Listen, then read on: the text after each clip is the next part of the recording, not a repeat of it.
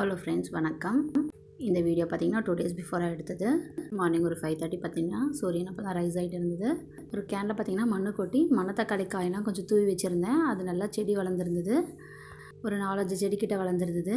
நம்ம வீட்டிலே வந்து காய்க்கிற கீரை காய் எதுவாக இருந்தாலும் சரி, அதை சமைச்சு சாப்பிட்றதுல தனி ருசி இருக்கும். ஹாப்பியான ஒரு ஃபீலிங்கில் இருக்கும். இன்றைக்கி சாம்பாருக்கு இந்த மணத்தக்காளி கீரையை போடலான்னு சொல்லிட்டு கீரையை பறிச்சிட்டு இருந்தேன். மணத்தக்காளி காயும் விட ஆரம்பிச்சிருந்தது. பார்க்கும்போதே ரொம்ப ஹாப்பியாக இருந்தது.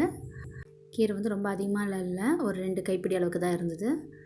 ஓகே, இன்றைக்கி சாம்பாருக்கு அது போதும்னு சொல்லிவிட்டு அதை பறிச்சிட்டு இருந்தேன். ஆல்ரெடி ஒரு 2 நாளுக்கு முன்னாடி வாங்கினேன் மணத்தக்காளி கீரை வந்து காய எடுத்து வச்சுருந்தேன். சாம்பாருக்கு பார்த்திங்கன்னா முதல் மணத்தக்காளி காயை வதக்கிட்டு அதோட இந்த கீரையும் போட்டு வதக்கி சாம்பார் சூப்பராக வச்சுட்டேன்.